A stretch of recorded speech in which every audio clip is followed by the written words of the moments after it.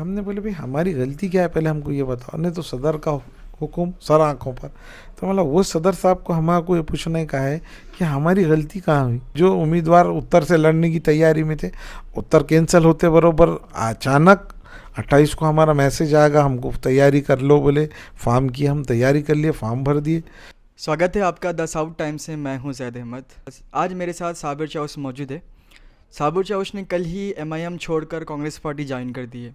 तो साबिर चाउस, सबसे पहले बहुत बहुत स्वागत है। तो सबसे पहला मेरा सवाल आपसे ये है कि जैसे कि आपने पहले आप कांग्रेस में थे, फिर आप एमआईएम में आए, फिर आप और फिर से कांग्रेस में चले गए, तो ऐसी क्या वजह है, आपने क्यों एमआईएम छोड़ा, ऐसी क्या वजह हो सकती है? कांग्रेस छोड़ने की वजह बोलूँ कि एमआईएम छोड़ने की वजह? वजह बताइए। कांग्रेस इसलिए छोड़े थे, अशोक चौहान मुसलमानों को जो हर बार एमएलए एमएलसी की जब बात आती है तो हम लोगों को नज़रअंदाज किया जाता था। उस वजह से हमने जब कांग्रेस छोड़ दिए थे, हम बोले कि भाई यहाँ तक गुलामी की जंजीरें कब तक हम इनके साथ में ये करेंगे। हमारे में से कोई भी, अब्दुल सत्तार, मसूद भाई और शमीम अब्दुल्ला, ये तमाम लोगों ने, हमने 19 में टिकट मांगे थे और तमाम लोगों ने, अर्शिया कौसर डॉक्टर है, बच्ची हमारे हबीब भाई की बेटी, ये सब मिलके हम पूरे 71 गाँवों का दौरा करे, ये करे। उसके बाद में ये बोले कि भाई आपको गैर मुस्लिम वोट नहीं मिलता, उस वजह से हम आपको टिकट नहीं दिए जाता, इसलिए हमारा टिकट काट दिए थे उन्होंने। और इसलिए हमने कि नहीं कांग्रेस पार्टी को छोड़ दिया था और एमआईएम में हम शमूलियत हासिल किए थे। तो एमआईएम वालों ने भी हमसे ये कमिटमेंट किए थे कि भाई आपको विधानसभा लड़े बाद भी आपके हिसाब से काम इलेक्शन का आगे भी आपको जमात को लेके चलना है। जमात के नाम से ही हम काम करते गए, 5 साल पूरे जमात के साथ रहे। और जमात का कुछ फैसले ऐसे हो रहे थे जो उन्होंने हमारे बातचीत में हमारे साथ में उसका ओपनली हमारे से बगैर कोई मशवरे के उन्होंने उनके फैसले सुना दिए। तो जब हम यहाँ काम करेंगे तो हमारी पार्टी के लोगों से कोई राय मशवरा होना चाहिए, वो नहीं हुआ था। उस वजह से हमने ये सोचे कि भाई हमको ऐसा लगता कि यहाँ पे हम अड़चन में आते, इसलिए हमने पार्टी को छोड़ दिया। जैसे कि अभी जो आपका जो टिकट था, जैसा कि आपने 2019 में दक्षिण से यहाँ से लड़े थे, तो अभी जो आपका वो टिकट था एमआईएम का, वो टिकट किसी और को मिल गया, तो क्या ये वजह हो सकती है आपको एमआईएम छोड़ने की? नहीं, दक्षिण और उत्तर हम 3 उम्मीदवार थे। हमको बुलाया गया था हैदराबाद को आज से 1.5 महीना पहले। अहमद बलाला साहब एमएलए है, उन्होंने हमारे को बातचीत करे, हमारे को सब तफसीली बात करे कि आप दोनों मिलके, तीनों मिलके डिसाइड करो। तो दोनों भी ये चीज़ पे अटल रहा कि हम दोनों जो ना उत्तर से लड़ेंगे।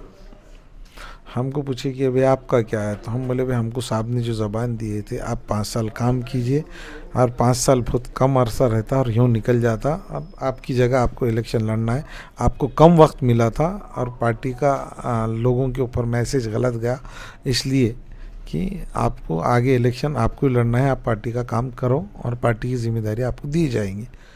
तो हमको ऐसा बोले थे, तो हम वो हिसाब से, उस जिम्मेदारी के हिसाब से हम पार्टी का काम करते हुए आए। जी। मेरा अगला सवाल आपसे ये है कि जैसा कि अभी सैयद मोइन यहाँ से खड़े हुए हैं और आपके जो कांग्रेस पार्टी के एमएलए हैं मोहन राव हम्बर्डे भी है, तो क्या लगता है आपको कि एमआईएम यहाँ से जीत पाएंगी या आपके कांग्रेस की यहाँ फिर से उम्मीदवार बनेंगे? अभी देखो, इलेक्शन जो है हर चीज़ का कि नहीं 2-4 महीने पहले से उसकी कैंपेनिंग चालू हो जाती। तो हम तो 5 साल से कैंपेनिंग ही कर रहे थे। हर कोई आदमी यहाँ क्या है, एमएलए साहब इलेक्शन लड़ने वाले, तुम ही लड़ने वाले, तुम ही लड़ने वाले। तो एक लोगों में एक वो मैसेज जाता कि भाई उत्तर से कौन, दक्षिण से कौन, ये बात है। जिस तरीके से गए बारी में जो उम्मीदवार थे, वो उम्मीदवार कंटिन्यू में आए। आप देखिए, मोहन राव हम्बर्डे वापस आए, दिलीप कनकुर्ते वापस आए, देखो। और दूसरा बोले तो तीसरा और कौन है, देखो,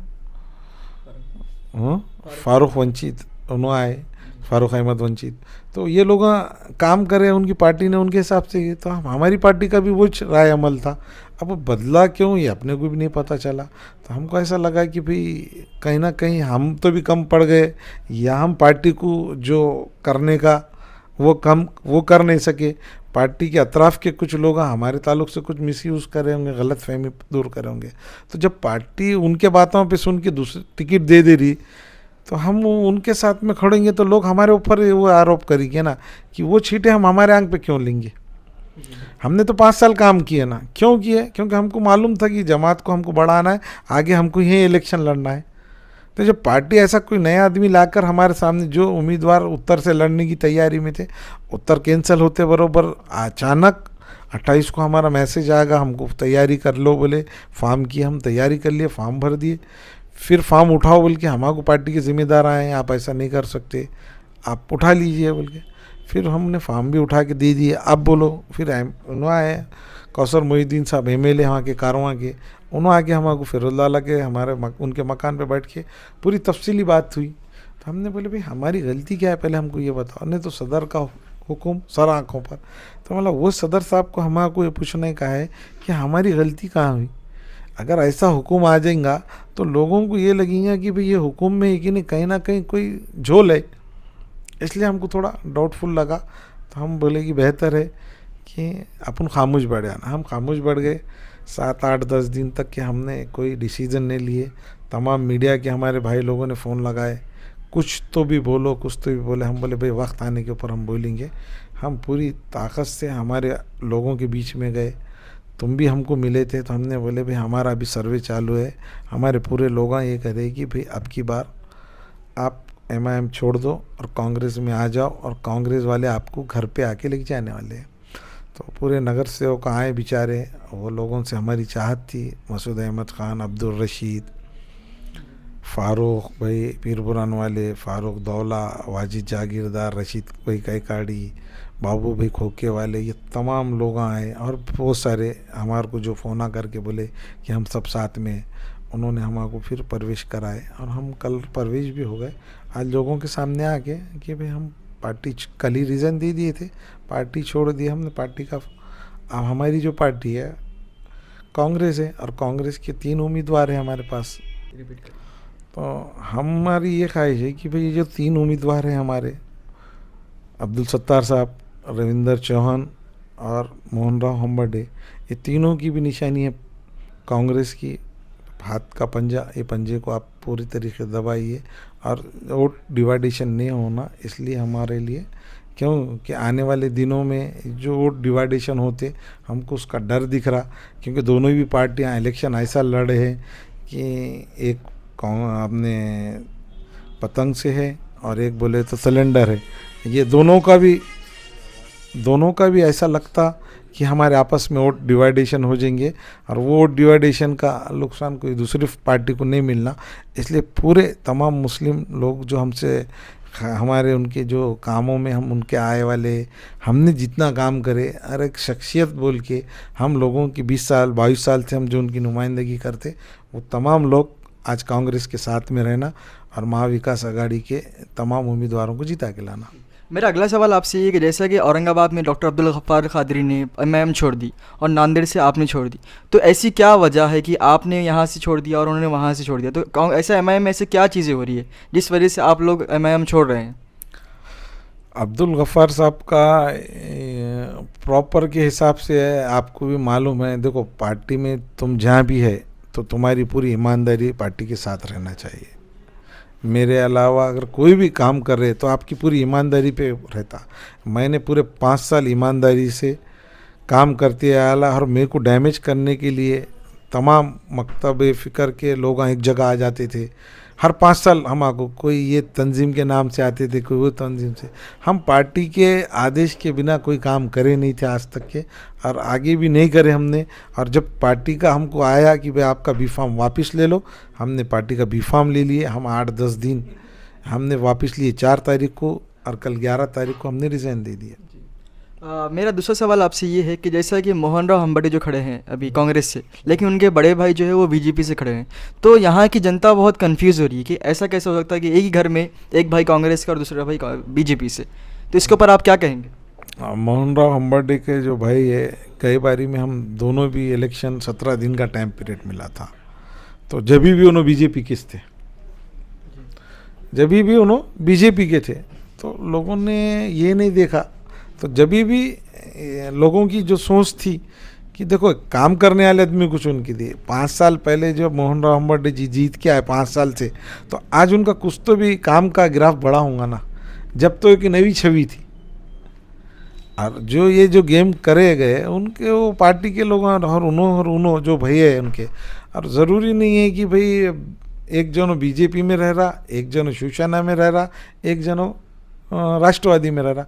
तीन पार्टियां के तीन लोग अलग अलग पार्टी में। अब भैया होने का नाते से तो सियासत उन्होंने नहीं करना चाहिए क्या? अब उनकी अगर से उतनी उनमें ये होगा तो उन्होंने कामयाब होंगे, अगर इनका है तो इन्हों होंगे। एक है कि भाई बीजेपी वालों ने कहीं ना कहीं ये लोगों के अंदर एक ये आना, मुस्लिम समाज के अंदर एक डिस्प्यूट बनना बोल के उनके भाई को मेरे ख्याल से लोकसभा का उम्मीदवार बोल के डाले। नहीं तो अगर से पहले से अगर से रहता था तो मोहन राव हम्बर्डे एमएलए लड़ते नहीं थे ना, क्योंकि उन्होंने नए नहीं है ना, उनके भाई उससे पहले से उनके साथ है। बीजेपी के उन्होंने आज के नहीं है, बोले तो आज आ गए भाई मैंने टिकट ले लिया बीजेपी का, तुमने कांग्रेस का ले लिए, एकदम सडनली नहीं हुआ। उन्होंने उनके कार्यकर्ता थे, उन्होंने उनकी पार्टी से ये करे, उन्होंने पार्टी ने दी उनको। मेरा आखिरी सवाल आपसे ये है कि जैसे कि अभी कांग्रेस ने जो है मुस्लिम उम्मीदवार को टिकट दिया उत्तर से, तो क्या अगर आप यहाँ कांग्रेस में रहते थे तो क्या आपको दक्षिण से टिकट मिलता था? देखो मैंने आपको एक बात क्लियर बताया है कि अशोक चौहान जाने के बाद मुसलमानों की अहमियत बढ़ी। लोकसभा का इलेक्शन हमारा एक देखेगा लोगों के बीच में कि भाई ये कहीं ना कहीं इनका जो वोट बैंक है ये मुसलमान अब एक जगह आ गए, और उसकी वजह से ही कि नहीं आज हमारा हक बना, और उस वजह से इन्होंने आज महाविकास आघाड़ी ने एक उम्मीदवार बोल के अब्दुल सत्तार साहब को दिया, जिस वजह से कि फिरोज लाला ने 42,000 वोट लिए थे बोल के एक कहीं ना कहीं पॉकेट वोट देखा जाता कि मुस्लिम समाज का वोट कितना है, तो वो बेस के ऊपर उन्होंने एक टिकट दिया उनको। और देने की वजह से अब आज अशोक चौहान नहीं रहे पार्टी में, पार्टी ने उनका पूरा हर चीज़ पूरा चेंज कर दिया। हर जगह उन्होंने जो लोग जीत के आ सकते हैं और जो लोगों में कैपेबल है वो हिसाब से आज मुस्लिम समाज को एक हमारे मिल गया। अब वो हिसाब से हम उनको वहाँ पे वोट देना चाहिए, यहाँ पे मोहन राव हम्बर्डे को देना चाहिए। अब ये रविंदर चौहान बोले तो लोकसभा के कैंडिडेट है, आज 2 वोट देने का वक्त है, इसलिए लोगों को वोट क्रॉस नहीं होना बोल के कांग्रेस को वोट दो बोल के ये अपील है सबकी। बहुत बहुत शुक्रिया साबिर चाउश, ये थे मेरे साथ साबिर चाउश जो अभी एमआईएम छोड़कर कांग्रेस में ज्वाइन हो गए।